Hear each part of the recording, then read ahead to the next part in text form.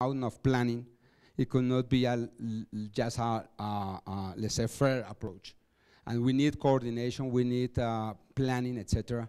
One of the challenges that we face in Colombia, in which you have a country in which you have strong local governments, but that they are not say mechanisms or not so effective mechanisms to coordinate the decisions. So, for example, you have that the idea of having an area like a Bogotá region, Bogotá and region, and the other municipalities that are close to Bogotá to coordinate investment.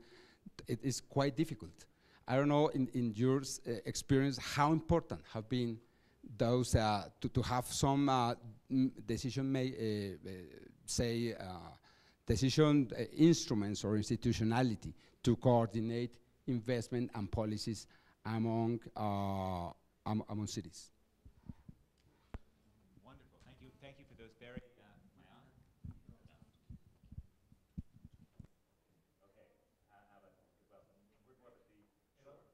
Does this work? No.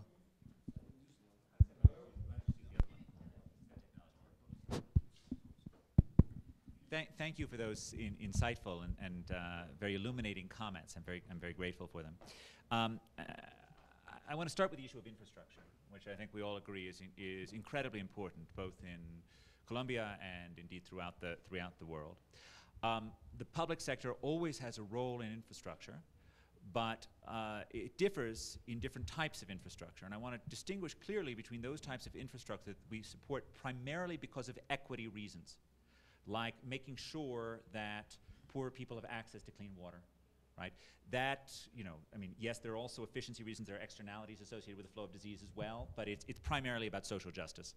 That's very different from making sure we've got highways to Bogotá, which enable the movement of manufactured goods at a quick rate. Those are very different things, and in some sense, they call for slightly different financing mechanisms and a slightly different approach. While certainly water can and has been privatized, one should never expect that everything one does with providing water for informal settlements or for poor people is going to earn back its own dollar. This requires public investments, and it should require public investments.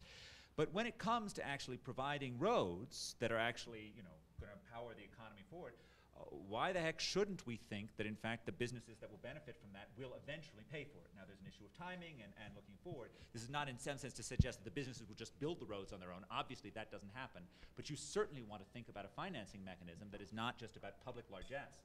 I've argued this quite strongly within the United States as well, that in fact if the thing we're trying to solve is to allow businesses to actually move goods over space cheaply, then for goodness sakes the businesses should be willing to pay for that and should be willing to pay for that infrastructure development.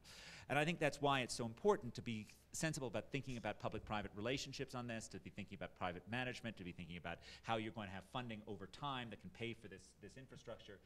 And I think that should really be distinguished from the issue of providing clean water or sewage for poor areas.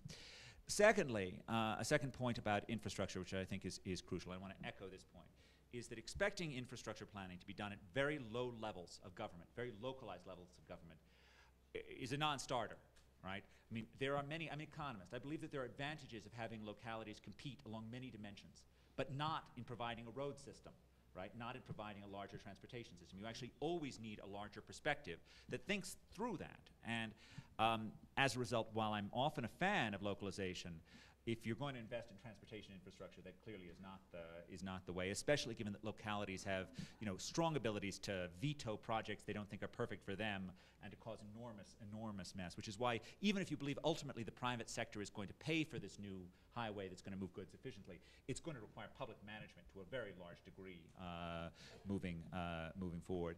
And the third point I would make about infrastructure that I think is so important, this is also true in housing, is that any country that is in the process of getting richer at a rapid pace, which means any rapidly developing country, needs to think about flexibility, needs to think about housing that is not being built for eternity, that is being built for 30 years when we have the country being at this level of income, and understands that there will be a different Colombia in 30 years from now, and the housing that we build today for the poor people of Colombia today is not the housing that middle-income people will want in 2041.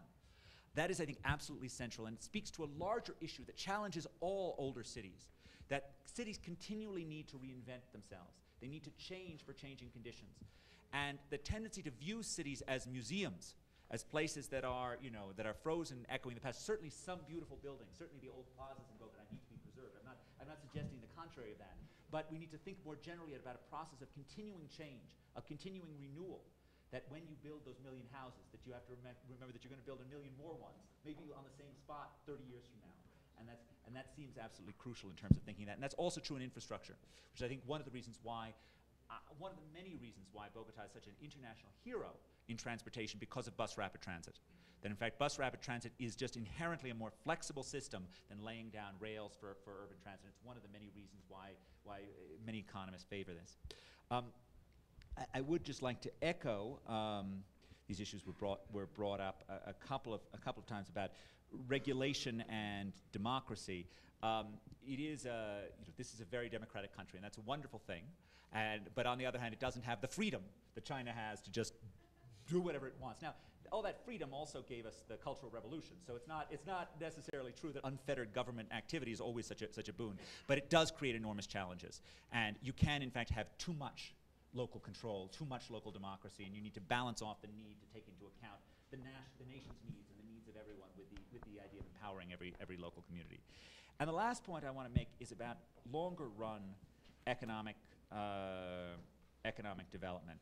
Actually, I still have 2 points to do. One of which is I'm a very strong believer that the long run success, not just of cities but of nations, lies in human capital, lies in education. And you always want to think about anti-poverty policies as being about upskilling your workers. The issue of causality was raised. There's been a huge number of papers that have been written that have tried to adjust the causal relationship between education and urban success by using things like the presence of a land-grant college in the area prior to 1940. And the work of Enrico Moretti at Berkeley has found that those areas that had land-grant colleges prior to 1940 have done much better in the 1990s and 2000s. And the causality issue, for example, on entrepreneurship, I've tried to use the presence of mines, which are associated with large companies and less entrepreneurship, to show that actually entrepreneurship also has a causal link.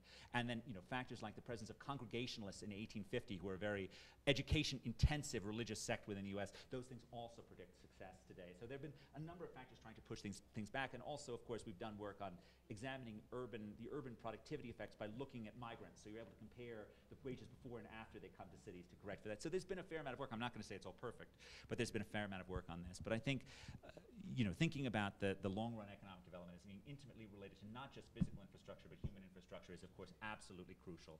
And you want to think about cities as being part of that, because, in fact, cities are also about providing human capital. They're just not doing it formally, but they're providing it in the informal sector and providing a path towards the future for Colombia, like the rest of the world. Great, thank you. Thank you very much.